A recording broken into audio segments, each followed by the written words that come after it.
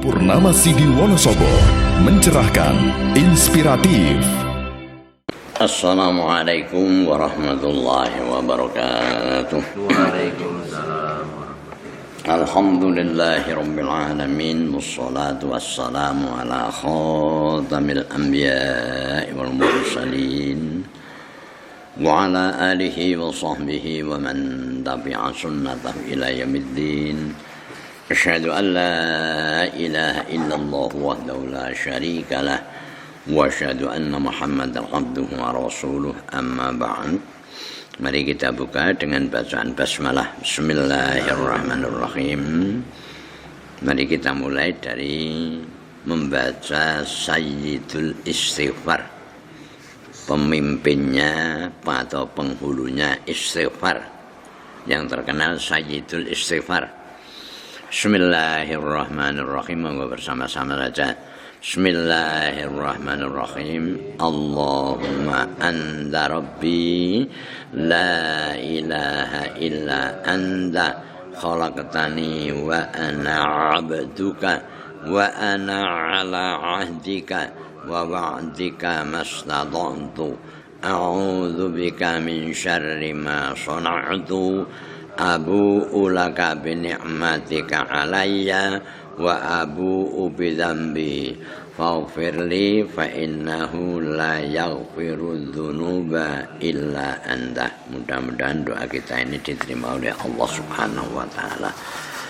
Kemudian daripada itu ada satu pertanyaan, yaitu pertanyaannya begini. Dalam satu hadis yang diriwayatkan oleh Al-Bukhari, dinyatakan bahwa sarung yang dipakai hingga bawah mata kaki itu di dalam neraka. Lalu bagaimana mengenai celana yang menutup sampai mata kaki? Ini mengatakan memakai sarung atau celana yang melampaui kedua mata kaki pada dasarnya bukanlah sesuatu yang dilarang oleh agama Islam. Larangan itu berlaku bagi orang yang tujuan memakainya sarung atau celana yang menutupi atau di bawah mata kaki itu adalah untuk kemegahan, khulayak, untuk menyombongkan diri dan rasa angkuh yang timbul di dalam dirinya. Ini apalagi sarung atau celana itu sampai menyapu tanah, seperti yang biasa dilakukan oleh raja-raja atau para bangsawan masa dulu. Memakai sarung atau celana yang sampai menyapu tanah. Nah ini sampai menyapu tanah itu kadang-kadang ini tidak saja memperlihatkan kesombongan dan keangkuhan seseorang, tidak hanya itu saja, tapi juga dapat mengotori pakaian yang dipakainya. Nah, sehubungan dengan itu, maka Rasulullah bersabda, la yanzurullahu man jarra saubahu khuyala. Nah ini hadis ini diriwayatkan oleh Bukhari dan Muslim. Allah tidak memandang orang yang menjela-jelakan pakaiannya dalam keadaan menyombongkan diri. Jadi yang dimaksud dengan jarra saubah, la yanzurullah man jarra saubah.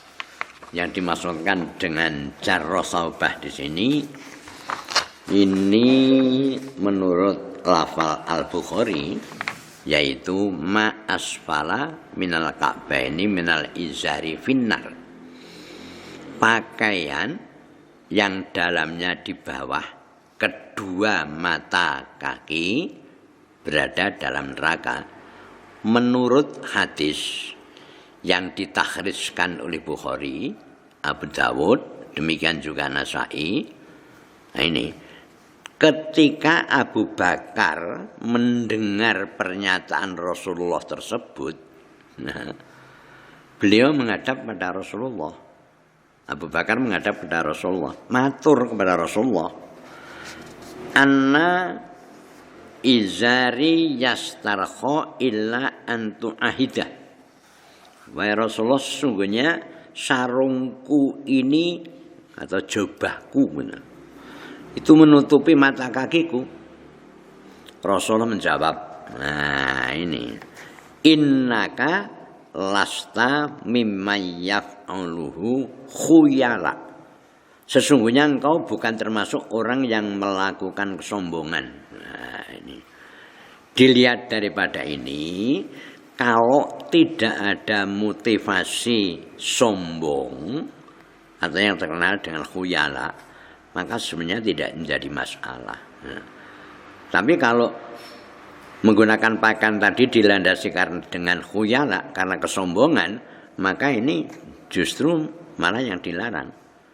Nah, dari keterangan tadi dapat disimpulkan bahwa boleh memakai sarung atau celana sampai di bawah atau menutup mata kaki asal ini tidak terdapat di dalamnya unsur-unsur kesombongan atau khuyala tadi. Nah, dalam pada itu sarung atau celana yang menyapu tanah, nah ini dapat justru mengotori sarung atau celana tersebut. Nah, ini perlu saya sampaikan. Jadi apa itu sarung atau jubah atau celana menutupi mata kaki, tetapi yaitu jangan sampai ada unsur khuyala itu sombong, sehingga berpakaian apapun juga kalau ada motivasi sombong, nah ini ya otomatis termasuk yang dilarang. Ini yang perlu saya sampaikan yang pertama. Kemudian yang kedua, saya mengajak kepada jamaah subuh sekalian, cobalah kita tingkatkan, makin tambah usia kita tingkatkan keimanan kita terhadap Allah Subhanahu wa taala, terutama masalah ibadah.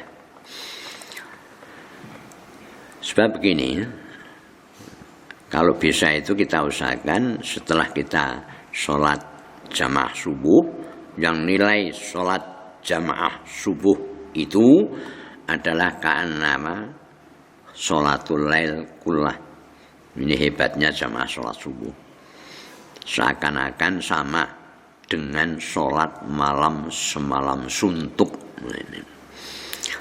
Padahal sholat malam itu adalah mengangkat seseorang ke tempat yang terpuji dan kepada kemuliaan. Sebagaimana firman Allah yang tercantum di dalam surat Al-Isra ayat 79, wa minal laili fatahajjat bihi nafilatan lak asa ayyam ahzaka rabbuka maqaman mahmuda. Maksudnya di sini adalah dan sebagian daripada malam gunakanlah untuk sholat tahajud. Yang sholat tahajud itu adalah suatu ibadah tambahan bagimu. Ayyab rahsama rabbuka maqaman mahmuda. Mudah-mudahan Tuhanmu mengangkat kamu ke tempat yang terpuji. Nah, nih. Kemudian ada satu hadis yang perlu kita kita resapi ini, yaitu bahwa sholat lail, sholat malam, pokoknya sebelum sebelum azan subuh itu namanya masih sholat malam. Rasulullah paling banyak itu hanya 11 rakaat. Tapi biasanya dicarikan surat yang panjang-panjang. Rukuknya juga lama, sujudnya juga lama. Gitu. Kalau terpaksa 11 tidak dapat, yang penting jumlahnya ganjil. Kalau 11 tidak dapat, ya 9. Kalau 9 tidak dapat, berapa? 7. Kalau 7 tidak dapat 5. Kalau 5 tidak dapat 3. Kalau 3 tidak dapat 1. Iya 1. Betul. Tapi kalau 1 tidak dapat orang niat. Ini Su'ila Rasulullah sallallahu alaihi wasallam ayyu sholati afdalu ba'dal maktubah. Rasulullah sallallahu alaihi wasallam pernah ditanya, salat apakah yang paling utama setelah salat maktubah, salat wajib? Maka jawab Rasulullah, yaitu afdhalus sholati ba'da sholatil maktubah as-sholatu fi jawfil lail.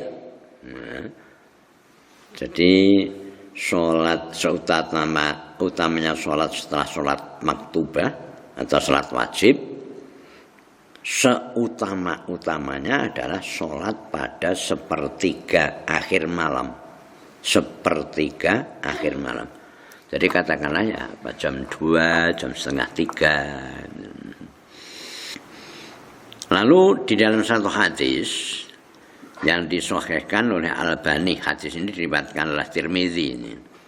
Alaikum biqiyamil lail fa innahu da'bus sholihin. Nah ini qablakum wa huwa qurbatun ila rabbakum wa maghfaratul lis-sayyiati wa minhatun lil ismi. Hendaklah kamu mengerjakan sholat lail. Hendaklah kamu mengerjakan qiyamul lail. Ini anjuran atau ajaan? Hendaklah kalian mengerjakan qiyamul lail. Kalimat ini anjuran atau ajaan? Ya, ajaan. Mari ngono lho maksudnya. Ya. Sebab sholat malam itu adalah rutinitas orang-orang yang soleh sebelum kalian. Nah, kalau kita ingin menjadi orang yang solih, putri solihat, nah ini. Serta ibadah itu adalah hal yang mendekatkan kamu kepada Tuhan kalian.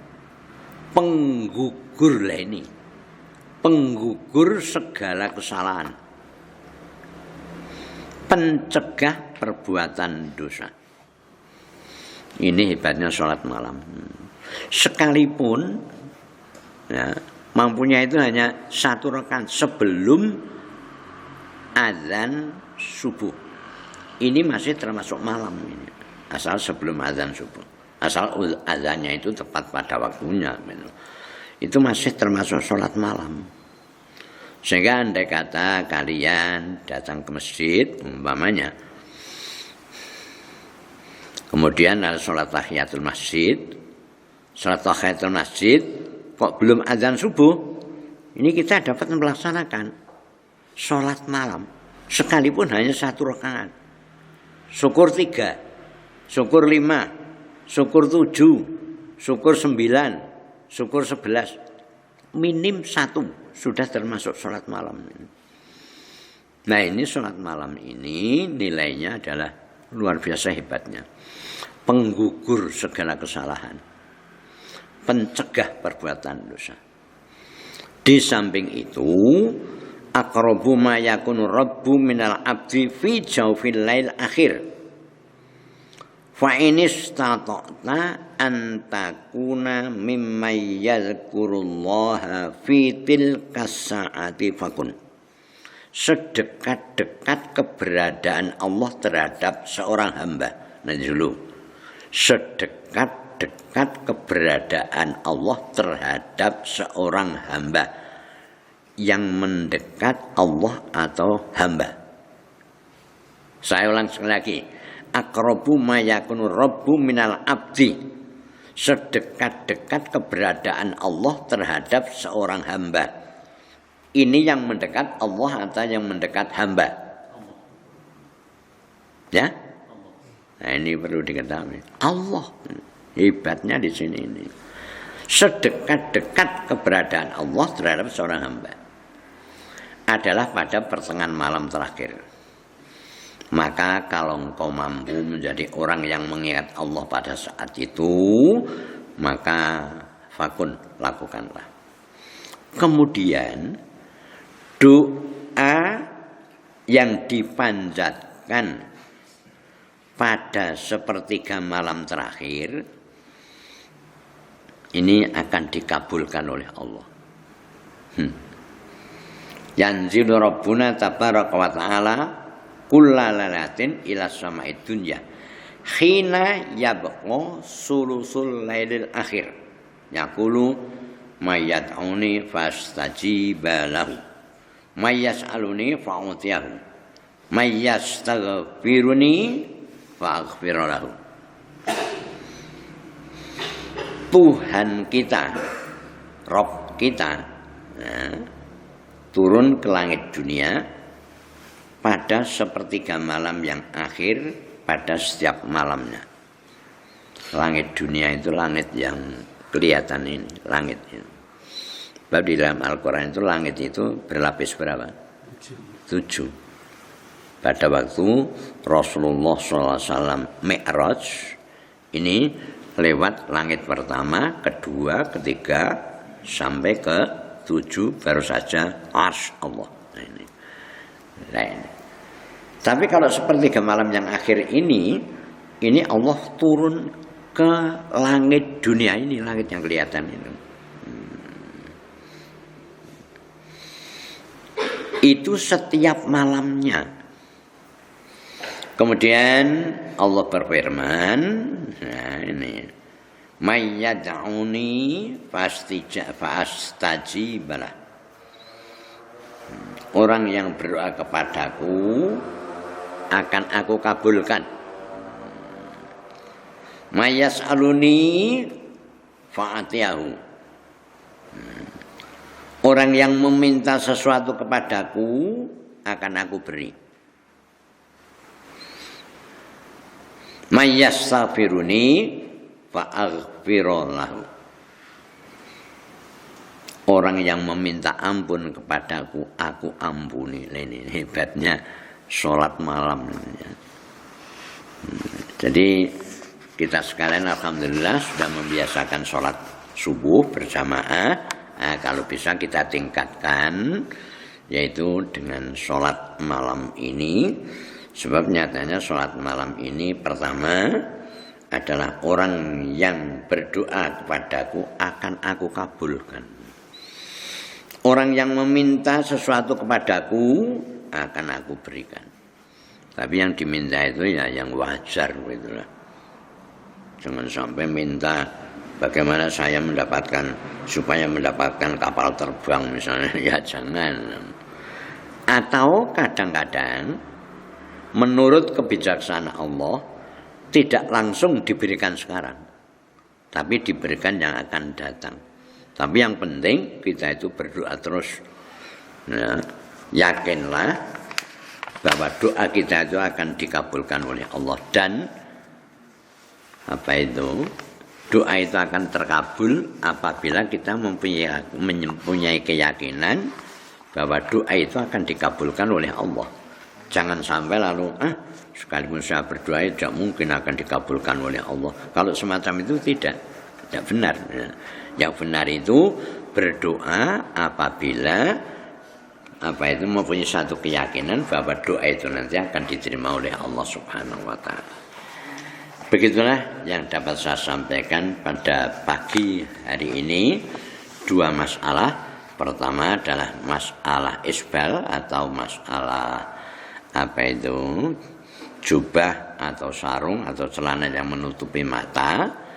Tidak menjadi masalah asal jangan sampai ada rasa khuyala.